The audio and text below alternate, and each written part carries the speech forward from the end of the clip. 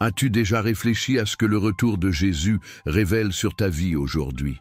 C'est un de ces sujets qui changent la manière dont nous voyons tout.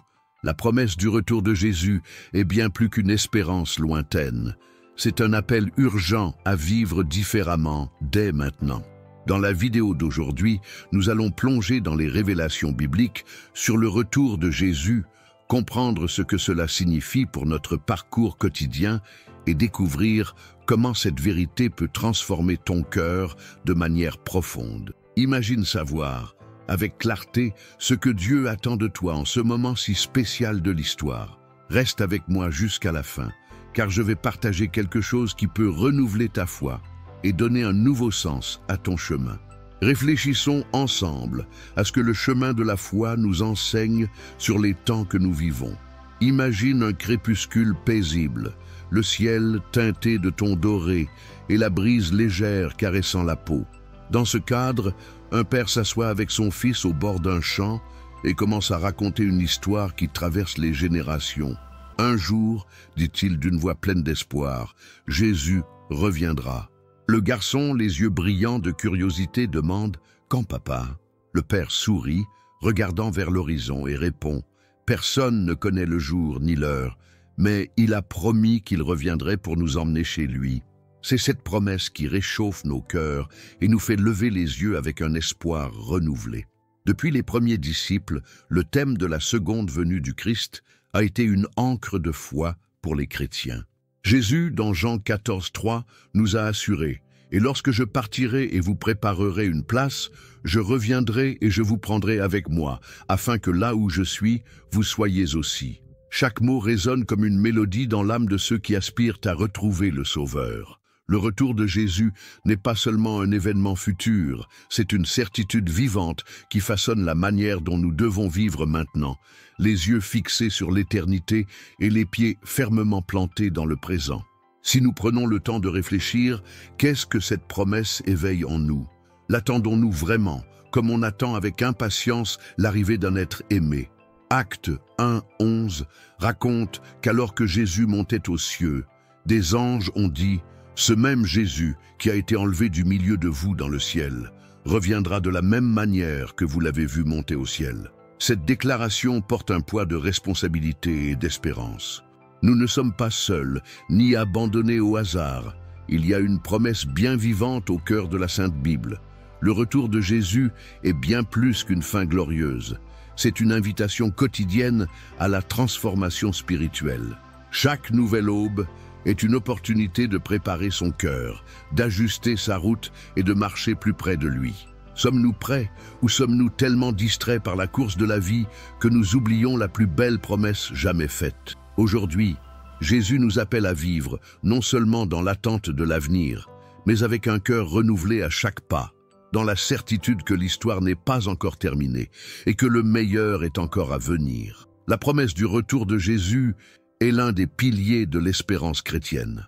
Au milieu d'un monde plein d'incertitudes, cette certitude demeure ferme comme une ancre pour l'âme. Dans Jean 14,3, Jésus a déclaré « Et lorsque je partirai et vous préparerai une place, je reviendrai et je vous prendrai avec moi. » Ce n'est pas une possibilité, c'est une promesse divine. Et as-tu déjà réfléchi à la manière dont cette promesse change la façon dont nous envisageons l'avenir? De plus, Acte 1:11 renforce cette espérance. Alors que Jésus montait au ciel, deux anges ont annoncé aux disciples « Ce même Jésus qui a été enlevé du milieu de vous dans le ciel reviendra de la même manière que vous l'avez vu monter au ciel. » Il ne s'agit pas seulement d'un réconfort émotionnel, mais d'une garantie éternelle. Savoir que Jésus lui-même reviendra nous pousse à vivre avec plus de but, de foi et de vigilance, n'est-ce pas? Lorsque nous lisons ces passages, nous sentons quelque chose naître en nous, un mélange de joie, de révérence et d'attente. Après tout, si Jésus l'a promis, il l'accomplira. Chaque page de la Sainte Bible nous rappelle que Dieu est fidèle à toutes ses promesses. Et s'il ne nous a jamais déçus auparavant, pourquoi douterait-on-nous maintenant? Ce qu'il nous a promis, il l'accomplira certainement au moment parfait. La seconde venue du Christ n'est pas simplement une belle histoire pour consoler les cœurs, c'est une vérité vivante qui exige une réponse. Comment vivons-nous en sachant cette promesse?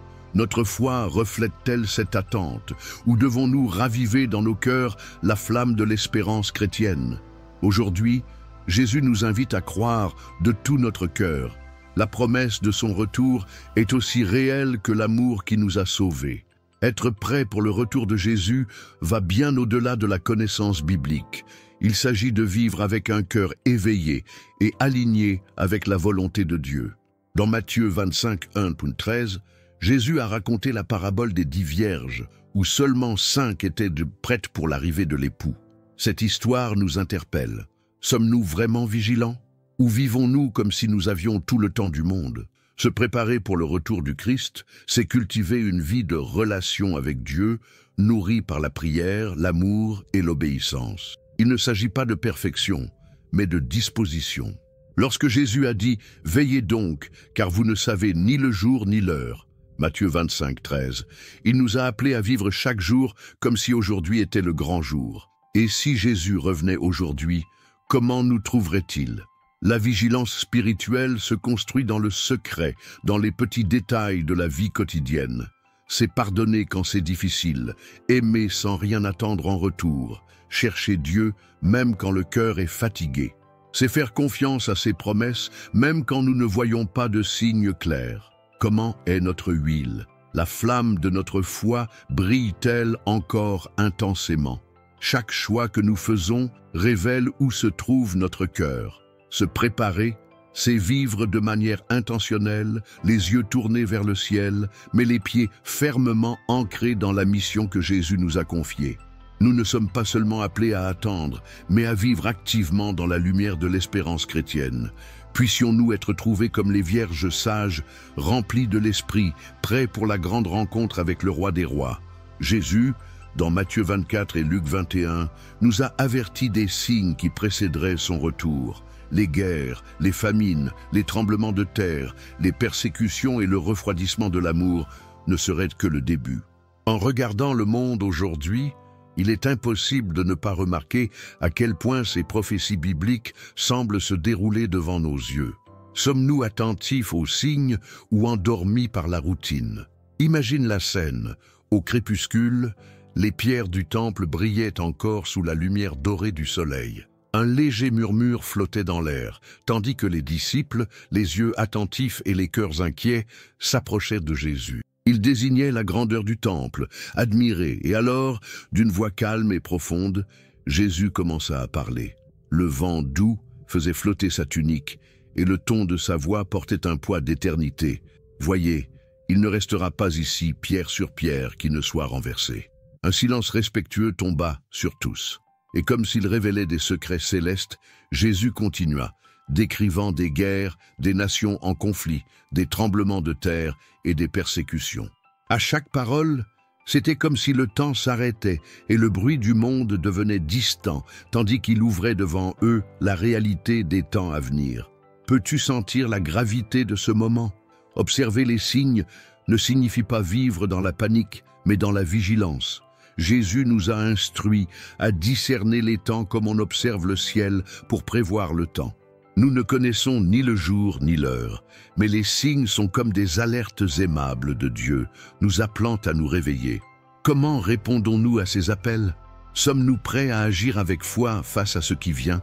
Les événements actuels, crise globale, instabilité, conflit, font écho aux paroles de Jésus avec une précision impressionnante. Cependant, le signe le plus important est interne, l'état de notre propre cœur. Cherchons-nous Dieu avec plus d'intensité ou sommes-nous distraits par les choses passagères? À la lumière des révélations bibliques, nous devons vivre avec discernement spirituel et courage. Observer les signes nous apprend aussi à ne pas perdre de vue l'essentiel. Jésus nous a avertis. Lorsque ces choses commenceront à arriver, redressez-vous et levez vos têtes, parce que votre rédemption approche. Luc 21, 28. Le retour du Christ ne doit pas provoquer de peur, mais de l'espérance chrétienne. Que chaque signe soit pour nous un rappel aimable. Nous sommes plus proches du jour glorieux où nous verrons notre Seigneur face à face. Savoir que Jésus reviendra change tout. Ce n'est pas seulement une croyance lointaine, c'est une vérité qui transforme la manière dont nous voyons chaque jour. Lorsque nous nous souvenons que le retour de Jésus est certain, nous sommes appelés à vivre avec un nouveau but. Est-ce que nous laissons cet espoir façonner nos choix?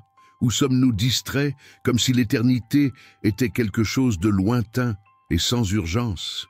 L'attente de la seconde venue du Christ nous enseigne à aimer davantage, à pardonner plus facilement et à servir avec plus de joie. Marc 13, 35-37 nous avertit « Veillez donc, car vous ne savez pas quand le maître de la maison viendra. Chaque geste, chaque mot, chaque décision devient une opportunité de glorifier Dieu. » Comment investissons-nous notre temps, nos dons et nos relations à la lumière de cette vérité si puissante? Vivre avec la conscience du retour de Jésus renouvelle également notre espérance chrétienne. Même au milieu des difficultés, des pertes et des luttes, nous savons qu'il y a une fin glorieuse réservée à ceux qui restent fermes dans la foi. As-tu déjà pensé à voir chaque défi comme un tremplin vers le ciel? La promesse du renouveau spirituel et de la vie éternelle nous pousse à ne pas abandonner, même lorsque tout semble s'effondrer. Enfin, le retour du Christ nous appelle à une vie d'urgence et d'amour. Pas une urgence désespérée, mais une passion sereine et ferme de ceux qui savent que le temps est précieux.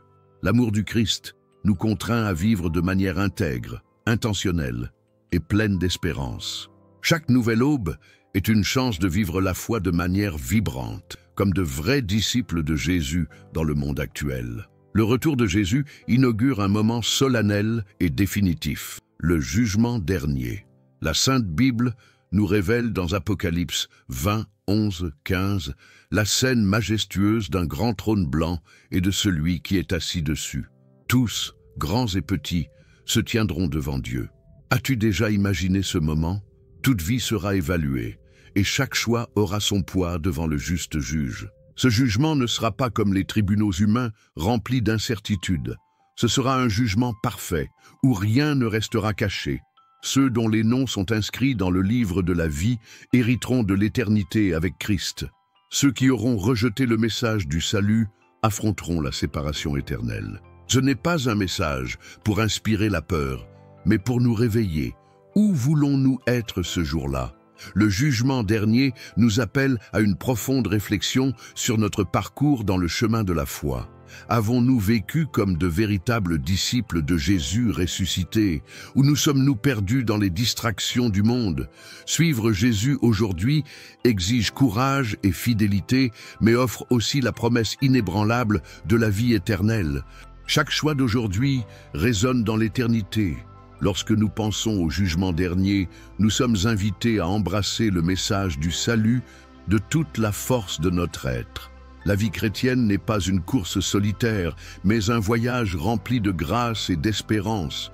La bonne nouvelle est que Jésus a déjà vaincu pour nous. Il suffit de nous accrocher à cette vérité avec une foi vivante et sincère. Que chaque battement de notre cœur soit un oui à l'amour du Christ et aux promesses de Dieu. En réfléchissant au retour de Jésus, il est impossible de ne pas être touché par l'espérance chrétienne qu'il apporte. La promesse d'un avenir glorieux nous appelle à vivre avec un but, comme si chaque instant avait une signification éternelle. Jésus reviendra, et avec lui, la véritable paix et la rédemption pour tous ceux qui l'attendent avec foi.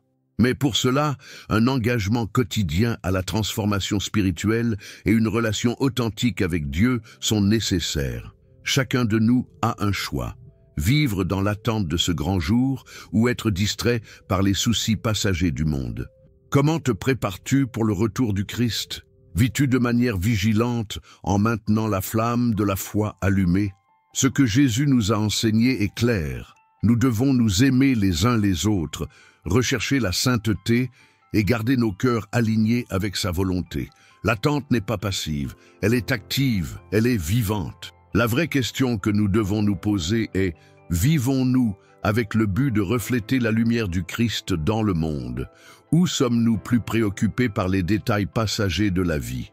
Le retour de Jésus n'est pas seulement un événement futur, mais une invitation à transformer notre vie aujourd'hui. Vivre avec espérance et but, en sachant qu'il reviendra, nous donne la force de surmonter n'importe quel défi. Nous ne sommes pas seuls, car la promesse de Dieu est dans notre parcours, et il est fidèle. Je t'invite maintenant à réfléchir. Comment l'attente du retour de Jésus a-t-elle transformé ta vie? Comment peux-tu vivre avec plus de but, d'espérance et de vigilance aujourd'hui? Partage tes réflexions dans les commentaires, abonne-toi à la chaîne pour continuer à grandir dans la foi et n'oublie pas d'activer les notifications pour ne pas manquer ce qui arrive. Souviens-toi, Jésus reviendra et jusqu'à là, vivons avec le cœur préparé, sachant qu'il est notre espérance vivante.